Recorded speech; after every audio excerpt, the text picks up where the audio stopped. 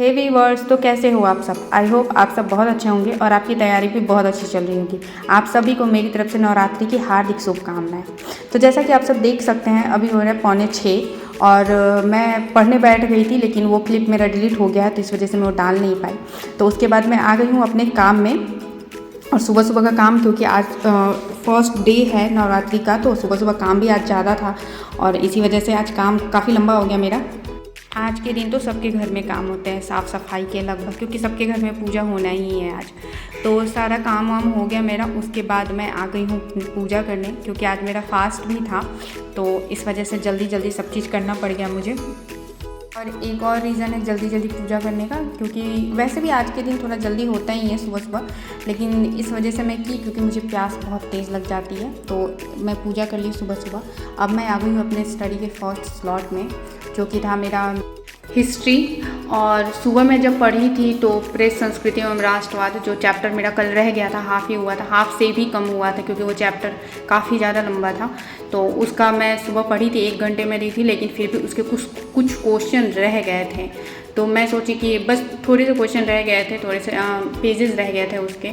तो मैं सोची कि अब इसको नेक्स्ट डे नहीं लेकर जाना है, इसको किसी तरह आज ख़त्म ही कर देना है। तो इस वजह से जब मैं सेकंड स्लॉट में बैठी तो भी मैं उसको अच्छे से फिनिश की। वो मतलब चैप्टर मेरा कंप्लीट हो गया। एक तरह से कहो तो मेरा हाफ बुक ख़त्म हो गया बिहार स्टेट का।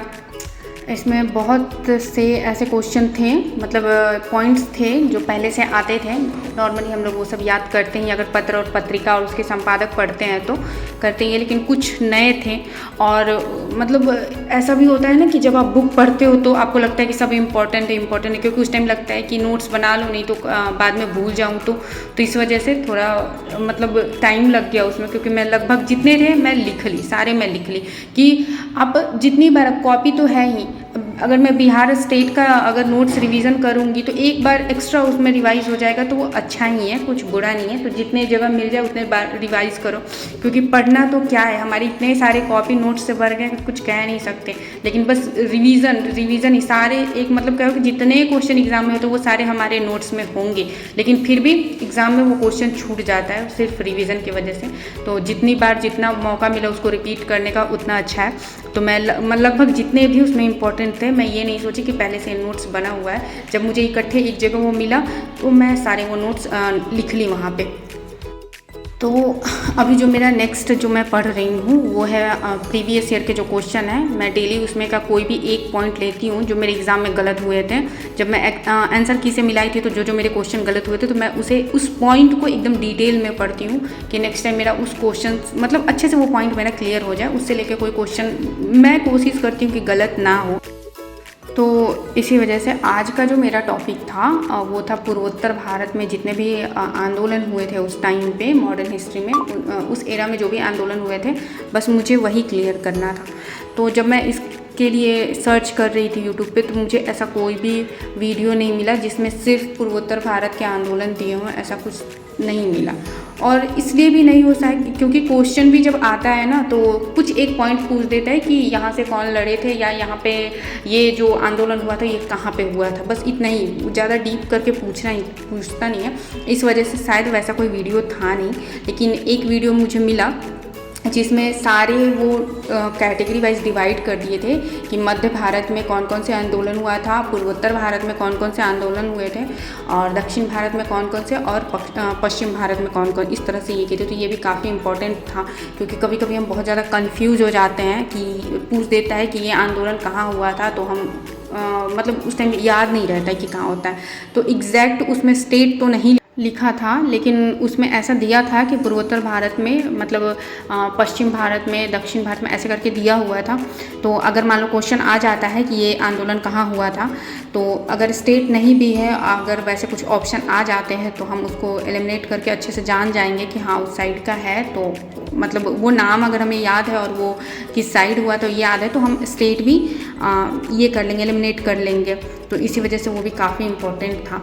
और आप देख सकते हैं कि आज मेरा बच्चा मेरे गोद में ही सोया है, क्योंकि आज उसकी छुट्टी थी और वो सो नहीं रहा था, और वो सो नहीं रहा तो बार बार मुझे परेशान कर रहा था, पढ़ने नहीं दे रहा था। तो और उसकी आदत है साथ में सोने की, चाहे लाइट ऑफ करके सोने की। तो इसी वजह से मैं लाइट ऑफ कर नहीं सकती थी और उसको रूम में अकेले छोड़ नहीं सकती, फिर तो वो कभी नहीं सोता। तो मैं उसको अगर सुलाने चली जाती लेकर फिर तो मैं खुद ही सो जाती, वो सोए ना सोए वो तो मुझे पता नहीं, मैं खुद ही सो जाती थी। इसी वजह से मैं उसको गोद में सुला रही थी और वो सो ही गया है। अभी मैं अपना वही कंप्लीट कर रही हूँ, वो मेरा कंप्लीट हो गया। उसके बाद मेरा आज मतलब काफ़ी ज़्यादा जल्दी ये हिस्ट्री का पोर्शन हो गया। जो लास्ट ईयर वाले जो क्वेश्चन थे, मतलब प्रीवियस ईयर वाले जो क्वेश्चन थे वो मेरा हो गया है कंप्लीट।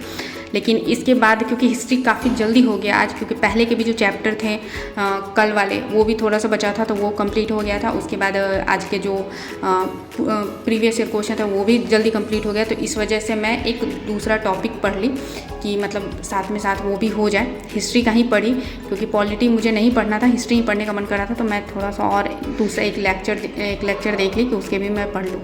तो आप देख सकते हैं कि 3.5 घंटे की लगभग मैं पढ़ाई की थी अपने सेकंड स्लॉट में और अभी मैं आ गई हूँ अपने थर्ड स्लॉट में।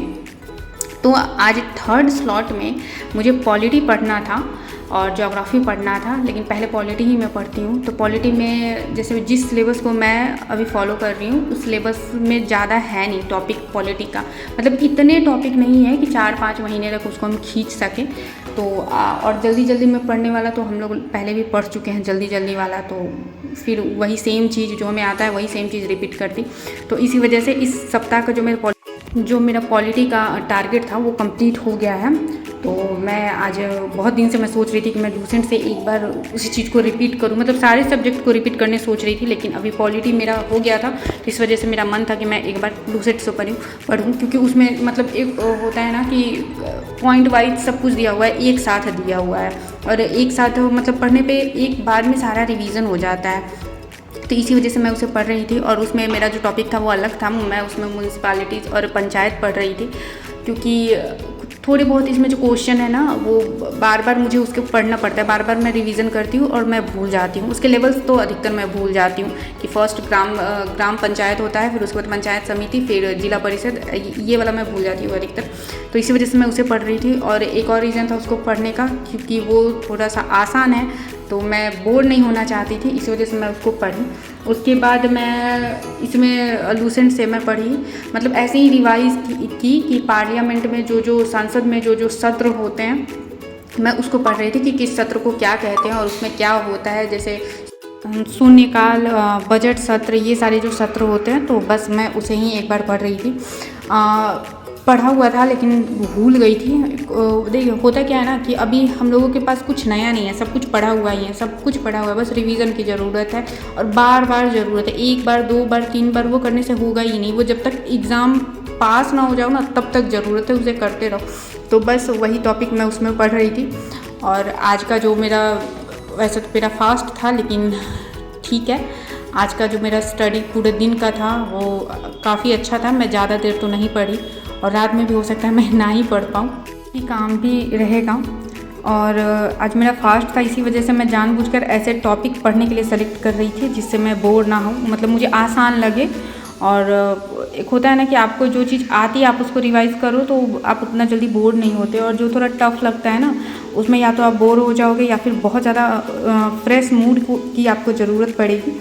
तो इसी वजह से मैं वैसे टॉपिक रिवाइज़ कर रही थी कि जो मुझे आसान लगे।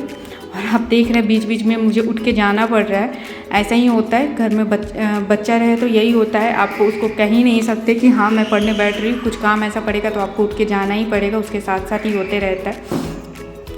तो अभी भी बहुत ज़्यादा डीप दिया हुआ है लूसेंट में और बहुत सारी चीज़ें इसमें समझ में आ भी गई थी। वैसे तो मुझे कुछ नया नहीं लगा, लेकिन कुछ ऐसे टॉपिक थे भी जो मैं बहुत पहले पढ़ी और फिर बाद में उसको कभी रिवाइज़ नहीं की। मतलब होता है ना कि आप सुने होते हो, आपके दिमाग में होता है, लेकिन आप उसको रिवाइज़ नहीं करते तो वही हो जाता। तो वैसे मुझे बहुत सारे टॉपिक इसमें मिले। इस बार मैं सोच कर रखी हूँ कि मैं लास्ट टाइम वाला मिस्टेक नहीं करूँगी। लास्ट टाइम क्या होता था ना कि मैं ये डिवाइड करके नहीं रखती थी कि इस टाइम पे मैं हिस्ट्री पढ़ूँगी, पॉलिटी पढ़ूँगी, मैथ्स या जो भी सब्जेक्ट है वो पढ़ूँगी, ऐसा डिवाइड नहीं करती थी। और मैं क्या करती थी कि हिस्ट्री का अगर एक टॉपिक है और मैं उसे पढ़ रही हूँ तो अगर वो नहीं कंप्लीट हुआ तो मैं उसको दूसरे टाइम पे उसी को पढ़ रही हूँ, तीसरे टाइम पे उसी को पढ़ रही हूँ। और अगर मान लो कि वो इंटरेस्टिंग लगा या फिर कोई और ऐसा टॉपिक मिल गया तो मैं उसको भी पढ़ने लग रही, तो लगातार एक ही चैप्टर लगातार पढ़ते रह जाती थी। तो इस बार मैं वो मिस्टेक नहीं करने वाली हूँ। मैं एक टाइम रखूँगी कि मुझे उसी टाइम में हिस्ट्री पढ़ना है। अब जो भी पढूँ और कोशिश करूँगी कि जिस टॉपिक को मैं लेकर बैठूँ मैं उसी को पढूँ, क्योंकि इस तरह क्या होता है ना, आप लगातार 2 दिन हिस्ट्री पढ़ते हैं तो पॉलिटी जो आप पढ़े होते हैं पहले वो आप भूल जाते हैं। लेकिन अगर आप टाइम से डेली टाइम से पॉलिटी और ये सारे चीज़ को आप पढ़ेंगे तो वो चीज़ रिवाइज होते चला जाएगा, तो कोई भी मतलब वो हार्ड नहीं लगेगा, वो आसानी मतलब आपके लिए आसान हो जाएगा वो चीज़।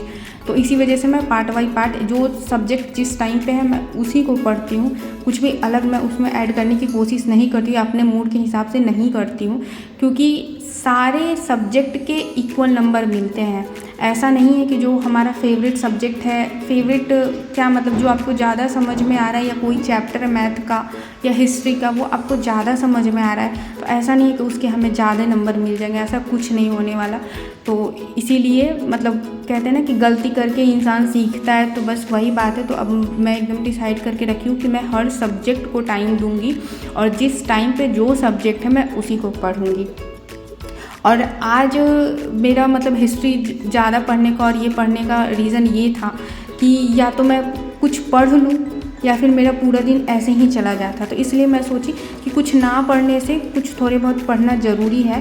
तो बस उसी वजह से मैं हिस्ट्री के एक और एक्स्ट्रा टॉपिक पढ़ ली और ये रिवाइज़ कर ली। और अभी मैं मैथ नहीं पढ़ रही हूँ, कुछ दिन पहले मैं स्टार्ट की थी लेकिन फिर मैं बीच में छोड़ दी, क्योंकि मेरे पास मैथ का कोई ना ही प्रैक्टिस बुक था और मतलब है बुक नहीं है, और ना ही कोई ऐसा बुक है जिसमें सारे चैप्टर वाइज या कुछ भी वैसा दिया हो, कोई बुक नहीं था अलग से, मैं बस यूट्यूब से पढ़ती थी। तो यूट्यूब में प्रॉब्लम क्या होता है ना कि आप अगर एक चैप्टर पढ़ते हैं तो उसमें जो टीचर जो क्वेश्चन लाकर दे रहा है आप उसी क्वेश्चन को कुछ एक्स्ट्रा क्वेश्चन मतलब सॉल्व नहीं हो पाता था। तो इसलिए ज़रूरी नहीं है कि जो टीचर क्वेश्चन ला रहे हैं वैसा ही क्वेश्चन आ जाए। तो इसी वजह से मैं अभी एक पहले बुक लूँगी, उसके बाद मैं चैप्टर वाइज स्टार्ट करूँगी, उसको प्रैक्टिस करूँगी। तो आज के लिए बस इतना ही, मिलते हैं कल नए ब्लॉग में, तब तक के लिए थैंक यू एंड बाय।